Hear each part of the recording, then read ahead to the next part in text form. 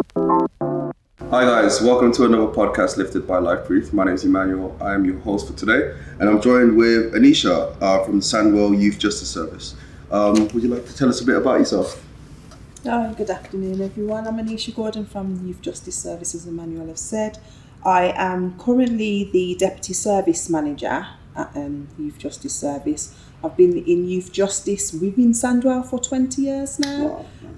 So I've undertaken numerous roles within the service, like case manager, group work facilitator, bail and remand officer, court officer, team manager, and obviously up to Deputy Service Manager now. Young people have always been my passion, so since I was 15 I've been working with young people, very committed to them, to the cause. There's a lot of potential out there, and I just think it's not utilised and pushed enough, so that's kind of why I'm still in the job that I am now. Nice. Yeah. Can I ask what does a normal day entail for you? Busy. Yeah. lots of meetings. Yeah. Conversations. At the moment I'm kind of overseeing the performance within Sandwell in preparation for a potential inspection. It's mainly meetings and conversations and, reviewing and updating policies, putting things in place, looking to see what's out there to kind of improve service, what other people are doing in different areas. What happens when you get in trouble with the police? If you get into trouble with the police have various options. Mm-hmm. One of them is to refer you into the Youth Justice Service to deal with you in the out-of-court disposal. So in those circumstances, the police are saying that, the young person's low-level crime that they've committed, potential to turn their life around. So they will be dealt with by the Youth Justice Service, and we can have the option of giving them a variety of disposals, and that can be a community resolution, which is a local agreement with, we have victim involvement as well. Okay. There's also the Outcome 22, which is a deterrent. Okay.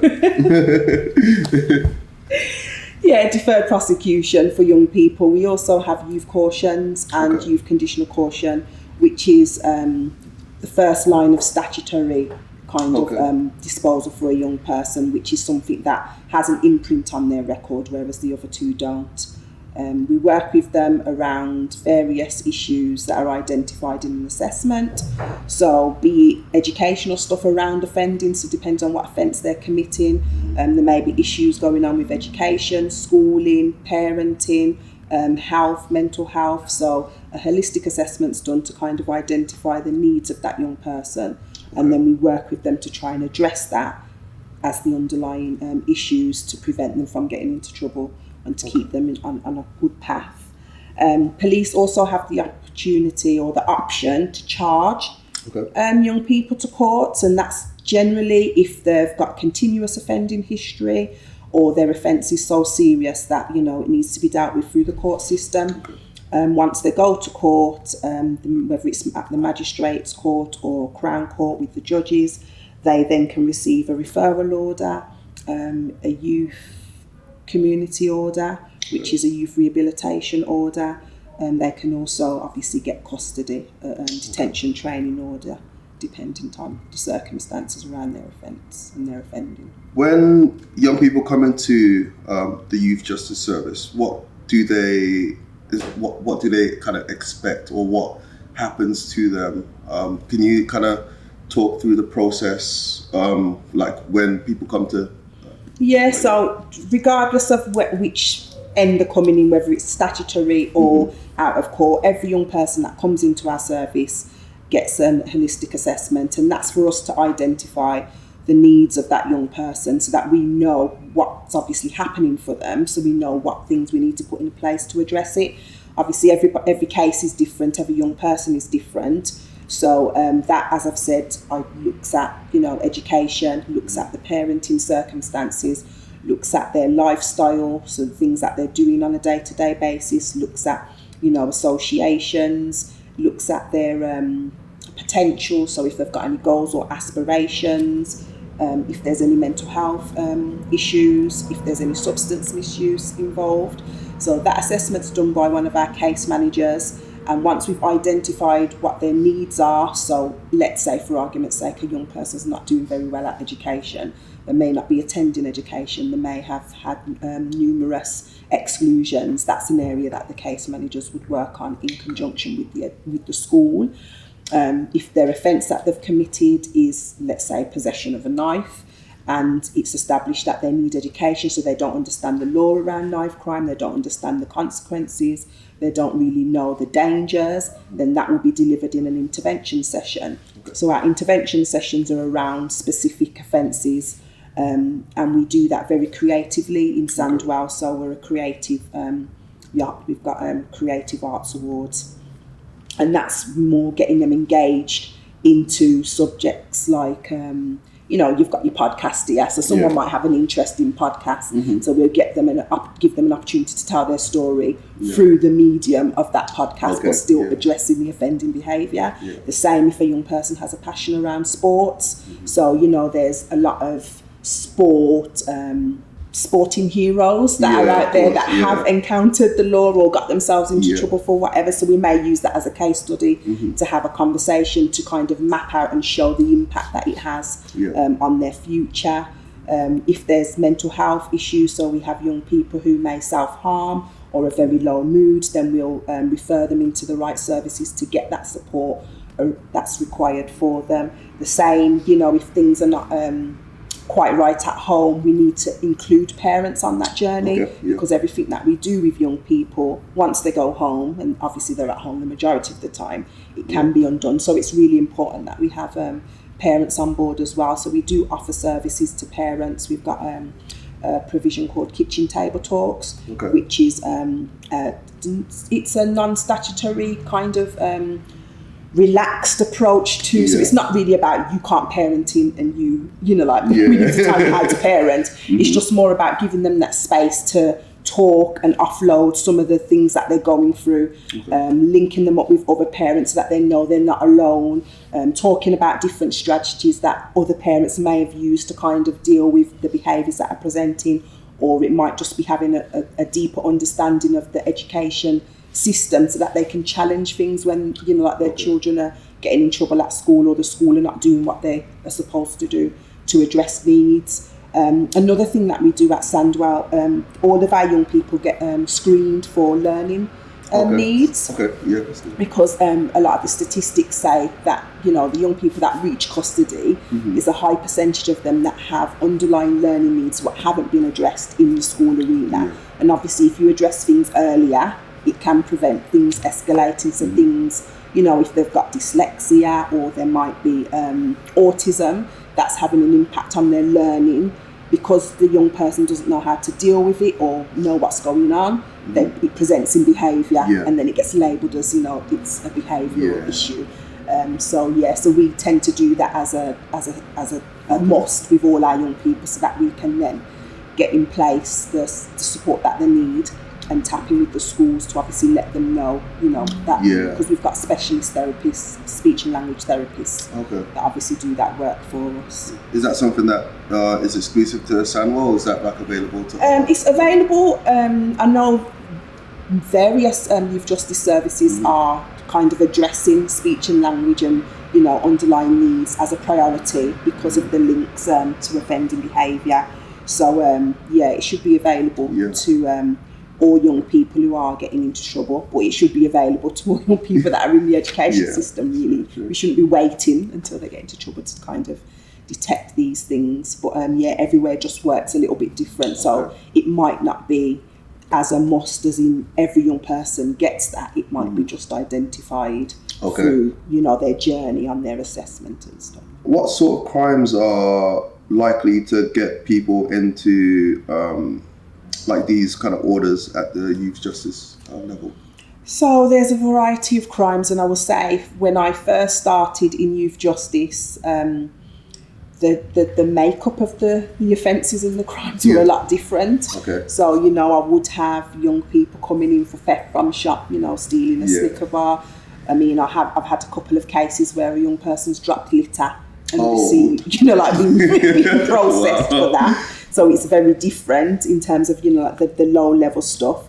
and we now are having young people coming in first-time entrants and are having, more serious offences, and that's around violence against the person. So, like the possession of the knives, getting involved in fights, GBH, Section 20 woundings. So it's a variety now.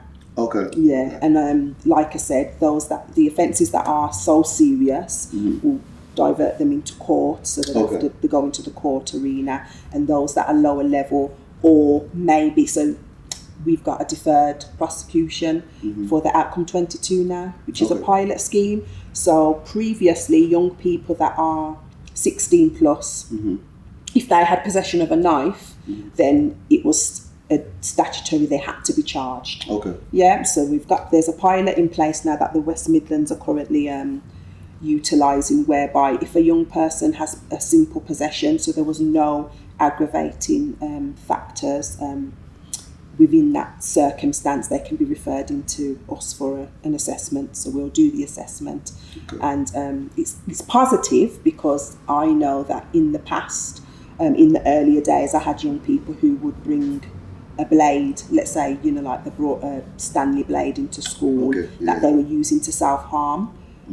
Because they were being bullied and didn't know how to get out of that situation. But because the teachers have seen them with it, they've called the police, then they've been arrested, and then they've ended up in the court arena because of that. And when we have a blanket approach, it doesn't fit all, because not all young people, because there's a great trend, not all young people that are carrying knives are actually, and I'm not saying that it's not dangerous, because having a knife, comes with lots of different concerns and dangers, but not everybody is carrying it because they want to harm, they're about that life, like there's a lot of multiple factors that are around that, and I think it's important that we have a flexible approach, so that we're enabling young people to do better, because they can do better, and we know obviously the implications of being tarnished from young and how that affects you in your adult life. I mean, we're seeing young people already being denied access to colleges because of things that they have done,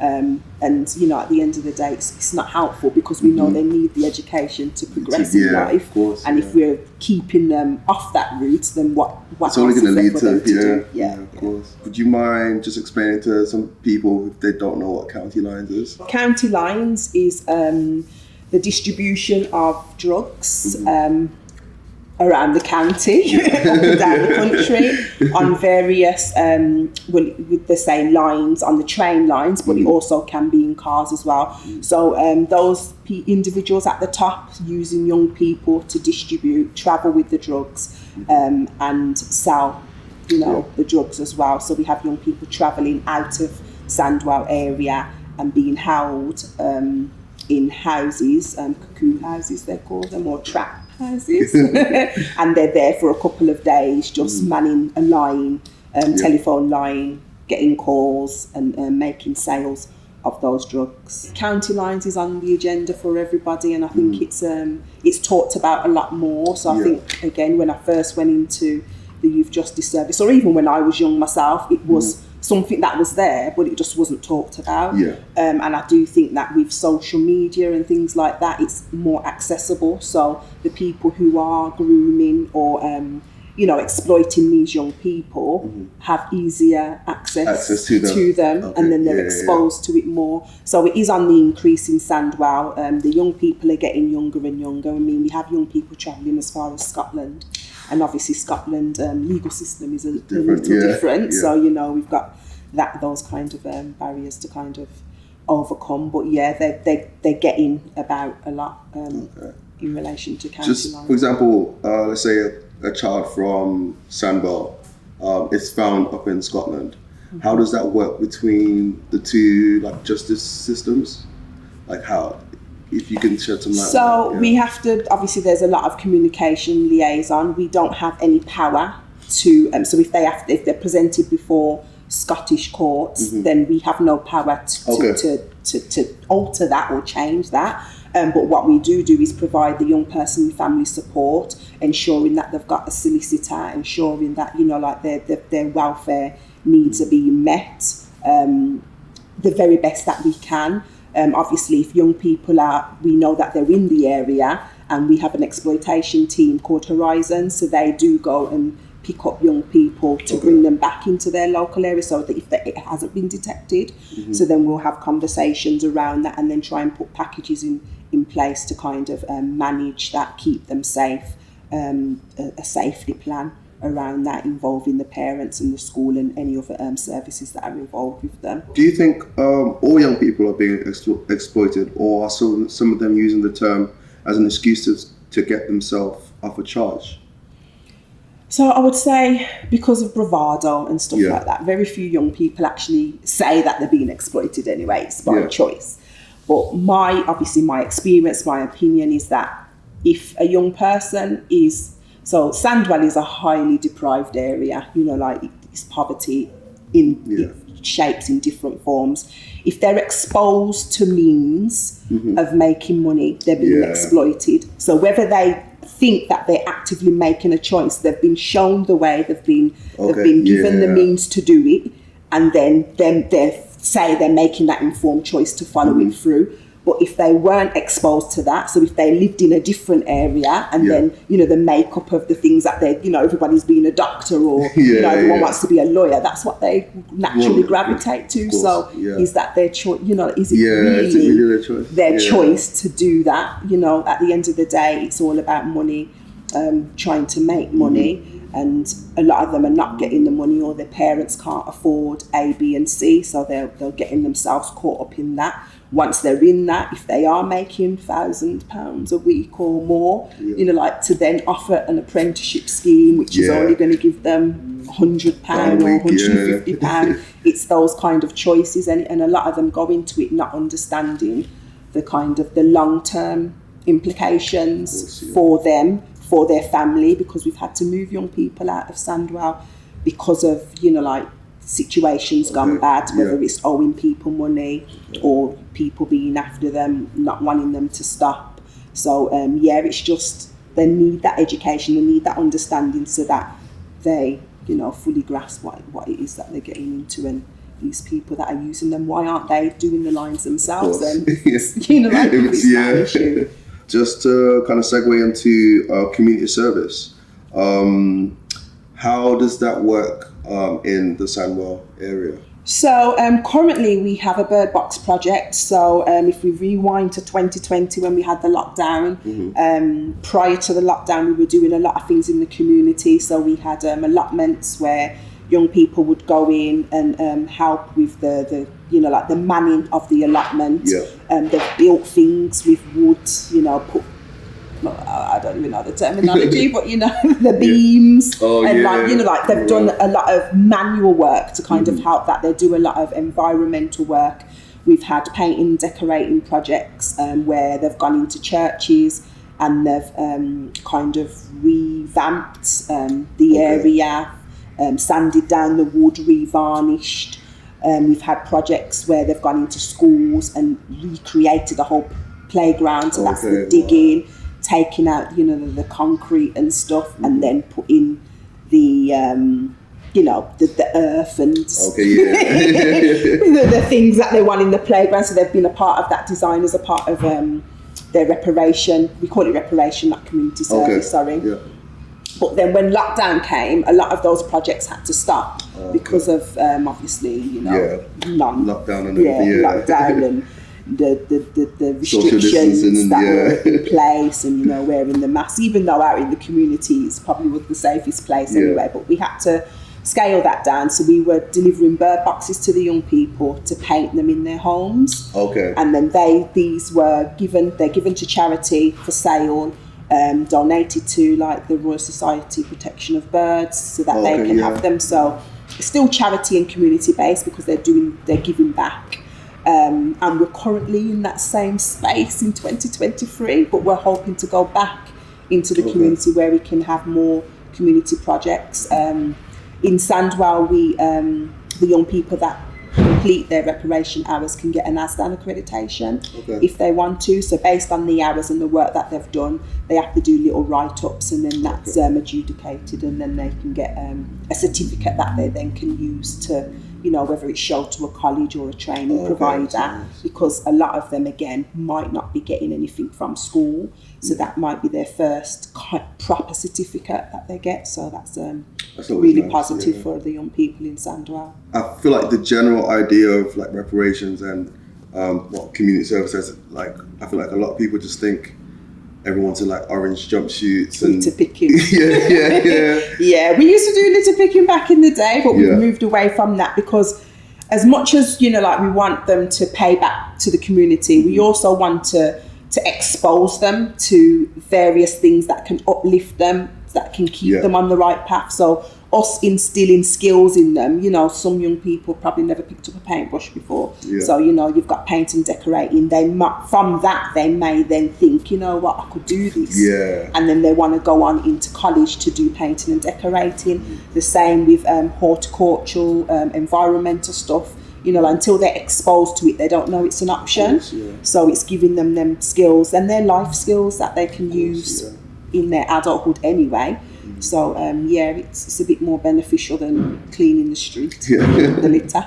Are there like projects allocated, or is it just like a group project that if you're sort of given the sentence of reparation, you just jump into that project? Like, how does that? So project-wise, we have a reparation resource coordinator who goes out there and kind of finds the projects. So working in conjunction with community organisations to kind of get them in place. It's really just dependent on what we've got on offer at the time.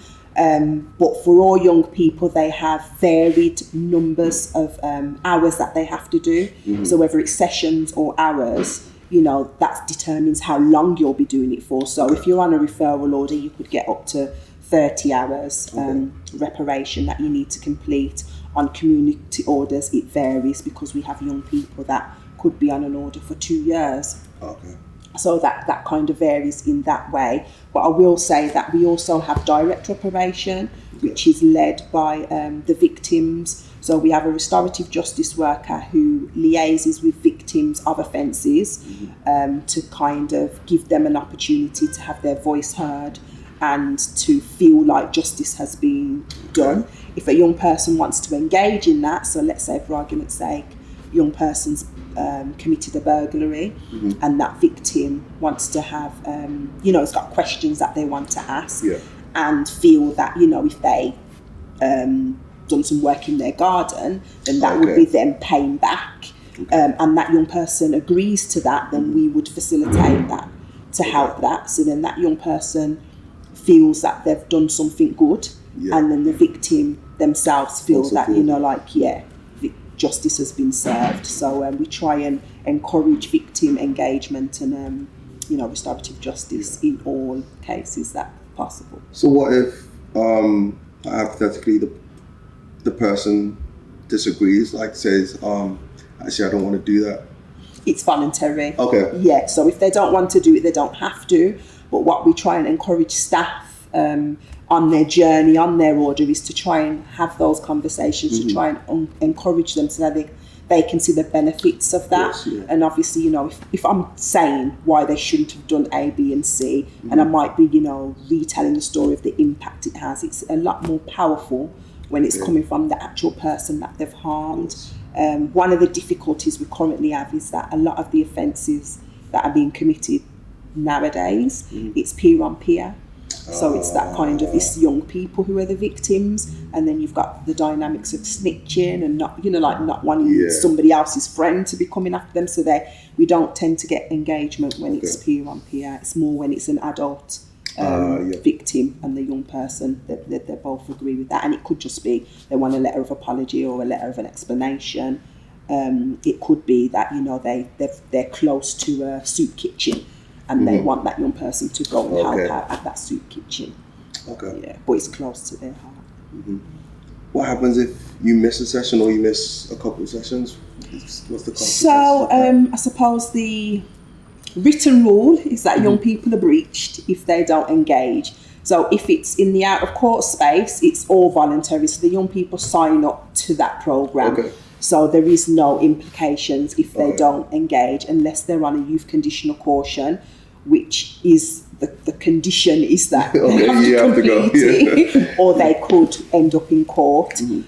So again, we are very flexible. You know, there's a lot of reasons as to why young people may or may not get to an appointment. So it's that case manager's real kind of discretion to kind of analyse the situation to see if it's additional support they need. So in Sandwell, our offices are in Albury. I don't know if you know Sandwell very well, but it's quite big. Yeah. So for a young person that lives in Albury or Smethwick, if their parents haven't got bus fare to get them there, they have the option of maybe walking or riding their bike. If we've got someone that lives, say, Great Bar, so we kind of like borderline Wednesbury, Great Bar, which is the further end, or Rowley Regis, if they live quite far, then obviously that option is not available to them. Of course. So we'd explore that through conversation, and if it is that we need to give them a bus ticket or maybe offer appointments within the home or at the school or at their local library, then, you know, that's the kind of discretion of the case manager to take a sensible approach, flexible approach. But then we do know that we have young people who, you know, whether it's they're sticking their fingers up or they're saying they're not doing it, then obviously, you know, we need to comply and apply the rule really and enforce. So if they breach, they'll get a warning, they'll get a final warning, and then they could end up back in court. And then once that happens, the court can decide, because obviously they have more power than us, whether they want to give them another try or they want to re-sentence them, so they revoke the order and re-sentence, or they want to just add something in addition. So it might be, if they're on tag, they'll get an additional month on their tag, or they might get additional reparation hours. And again, case managers do a report for that and they make recommendations, but ultimately it's up to the magistrate or the judge hearing that case to give the ultimate decision. If a young person is charged, let's say at like 16, how long does the charge like stick with them? So the charge is, the sentence, they start to build up a criminal record. But if I just park that and just go back to the breaches, because with the breaches, if they're allowed to continue, or, you know, like they get revoked and resentenced, because they're in the community, I think it's important for young people to understand that all of these breaches are having an impact on their criminal record. So whilst they're not actively committing offences, it's still an offence to breach an order from the court. So that's important, and obviously it builds up. But just going back to your question about what, you know, how long it stays on the record. So it's on their record forever, really. You know, young people, when they offend, depending on what job they're going for, they can either have a standard DBS check or an enhanced DBS check. So if they're having an enhanced DBS check, if they're going into, you know, whether it's the police or they want to work in children's services, then they'll ask for an enhanced DBS check. Things like cautions, they will show up, but they should be able to give some narrative. So, you know, like they were 16 when it happened and they've kept themselves out of trouble. You know, they've gone on to go to college, they've got qualifications, and, you know, it's something that they've put behind them. And everybody really should be taking that into account. It doesn't disappear off the record. But if they're going for a job at JD and they're just doing a standard DBS check, then they don't have to declare any spent convictions. Let's say, for example, I have a conviction. I don't tell the person at JD, or I don't tell my employer, and they find out. What can happen to myself? So again, it's really open to the employers. So if you've been dishonest, then that's grounds for them to say that, you know, like they don't want you to work for them, and that's their right to do so. If it's up, we always kind of encourage young people to declare any convictions that they've got to avoid that from happening. But again, you know, like there are employers that will steer clear of anybody that's got a record for whatever reasons, and then there are some that understand and they will take them on board. So we just really want everyone to kind of be open and honest about what's on their record. If they're not sure about what's spent and what's unspent, speak with their case manager, so then that can be explained to them. Or even, if they're struggling to do an application, bring it in. Because I know, like, even colleges now, they're asking for, convictions, or, if they've been in trouble, and they have used that to kind of not allow young people on a course under the grounds of safeguarding the others. But if we have young people that are open on our books, then we will have them conversations with the colleges to kind of help them through that process. Is it safe to say, like, you guys are always like available if someone has any questions, or if someone just needs help to... Yeah, so every young person gets allocated a case manager, so that's their direct contact. But then we have duty, we have a team of people who, they can interact with if needs be. So, yeah, and I know that, a lot of the case managers, they do allow their, if someone's finished and they've closed to the Youth Justice Service, if they had a query, they're not going to say, you're not open to us anymore. They will still give that level of support, or, signpost them to services that can help them. On to the next question. It's just... about tag, like, how does tag work? So there's two different forms of tagging.